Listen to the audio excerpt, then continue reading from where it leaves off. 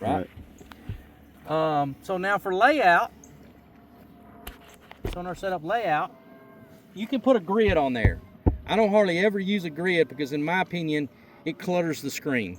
Now, I will use a grid if I'm at Lake Fork and I'm tournament fishing, because if I set it out to 60 feet, the grids, the boxes are 2 feet wide. At Fork, an over is 24 inches. So if I'm in a tournament and I'm looking for overs, and I want that, because if I see a fish that touches both sides of that box, I'm going to pitch at it, right? I know it's a big one. Any other time I'm fishing, the grid overlays off. I don't want it cluttering the screen. Okay. The only other thing that I adjust on this screen is your reverse range, and that's telling this guy right here, that white line is trying to show you where that 135 degrees is. Okay. If I put it back to default, that 0 is going to be way over here. Well, what that line coming down this way is trying to show you is where that beam is touching the bottom. Well, right now we're in 20 foot of water, right at 20 foot of water. It's trying to show you if I were to draw that line out, it would be probably 20 feet, 15 or 20 feet behind us.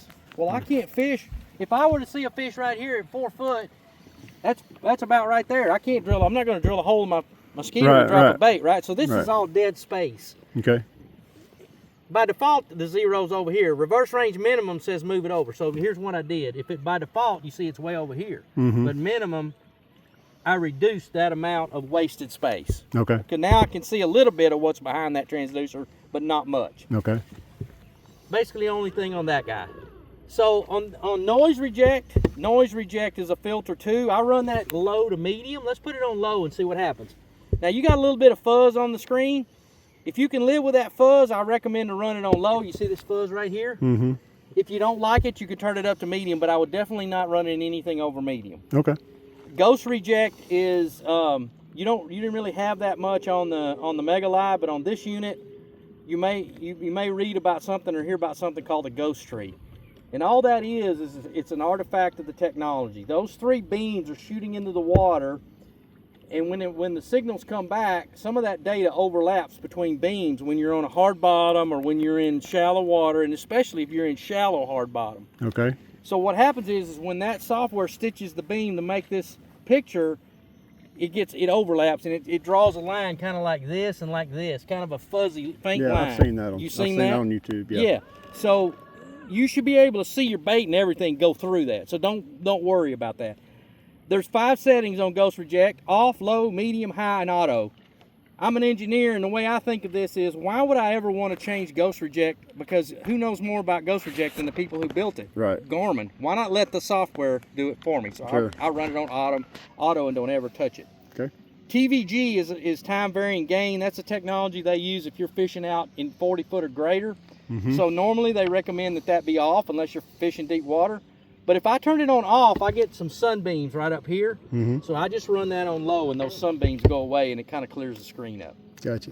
So the 4 things that you really need to understand that you may need to change are your forward range, your down range, your gain, your color gain, and maybe in the springtime your color limit. Those are the 4. Because of the else pollen. Good. Yes, because of pollen. That's right. So now what we're going to do before we start playing with those fishies in that tree, Okay. I'm just gonna throw my bait out here. I'm gonna go back. I'm gonna set. I zoomed it in to 35 feet. We're gonna zoom it back out to 40 to 60 feet. Okay. Now you're gonna be totally. Now there's your ghost tree. You see it? So you're gonna be totally blown away when I throw this bait. I want you to watch the top of this screen right in here between 20 and 25 feet. Oh yeah. Wow. So I didn't show you what I had, but let me show you what I got here. I saw it. Worm and drop shot. A drop shot, a 3/8. That's the same thing we did with that when we were here before. Oh yeah. That's amazing. But look, you can even see the swivel. I didn't show you the swivel with Mega Live because you couldn't see it. Right. You're gonna be able to see that. You should be able to see that swivel at 40 feet. So I'm gonna pitch it further out now.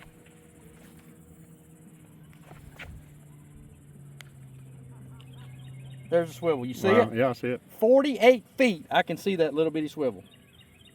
It's That's crazy. amazing. It's absolute crazy what this thing can do. So I'm going to turn my trolling motor. Remember, I got to keep my trolling motor turned to keep it in focus. Went too far. There's my bait right there falling. Same deal we talked about the brightness, right? If it's really bright, it's in the beam. So there's some fish right there. I'm going to pull that bait over by those fish. Probably trash fish, but that may not even be fish. That may be something on the bottom. I didn't even see them move. There's a fish right there. Yep. He didn't pay it any attention. There's a fish right there. All right, so what we're going to do now is we're going to take my little crappie jig. Yep. And you can see already what a difference it is between this and your Mega Live, right? Oh yeah. So same deal, we're going to pitch this out about 20 feet. There it goes. There's the two things, the weight and the crop of the bait, the crappie bait. So I'm going to let it go down there to the top of that tree.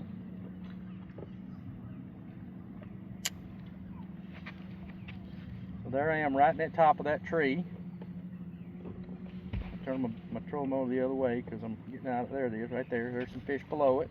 Yep, I see the bait.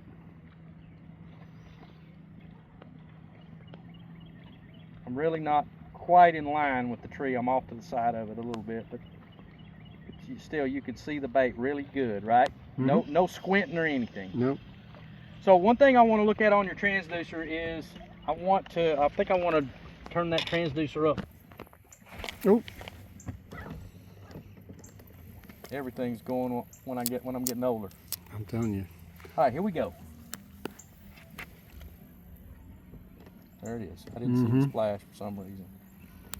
I don't know what's going on with that. I'm going to try that again.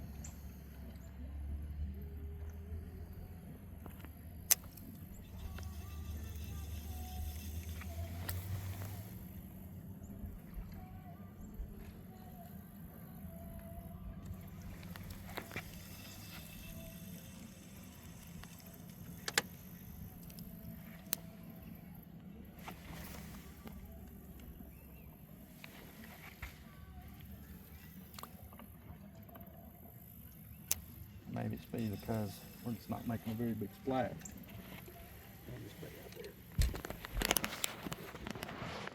Should be able to see it pretty good.